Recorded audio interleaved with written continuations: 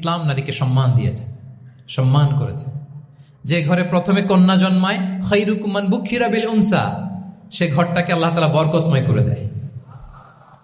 2 সন্তান তো 2 জান্নাতের দরজা ওপেন।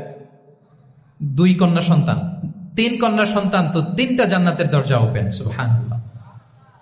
স্ত্রী হয়ে যখন ঘরে যাবে, যে ব্যক্তি তার স্ত্রীর কাছে সেরা, পরিবারের কাছে সেরা, সে সবার কাছে সেরা, সে আল্লাহর কাছে সেরা।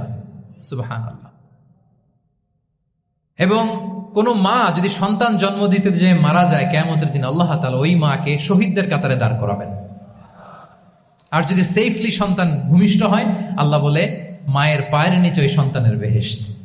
সুবহানাল্লাহ। কিভাবে নারীর স্ট্যাটাস, মর্যাদাকে ইসলাম বাড়িয়েছে।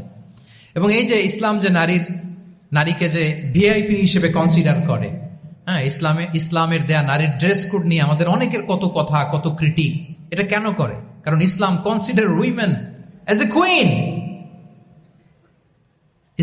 ইসলাম তো নারীকে রানী হিসেবে কনসিডার করে। কি হিসেবে বলেন? আচ্ছা বলেন, যে কুইন হবে, যে রানী হবে, তার একটা স্পেশাল ড্রেস কোড থাকবে না?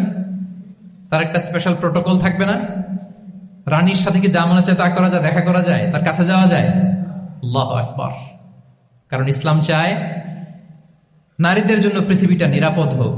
ইসলাম চায় নিজ গৃহে বা কর্মক্ষেত্রে নারীরা নিরাপদ থাক। ইসলামের যত ভ্যালিউজ আছে, যত রুলস এন্ড রেগুলেশন আছে, এটা আমাদের ভালোর জন্য, মানব জাতির কল্যাণের জন্য।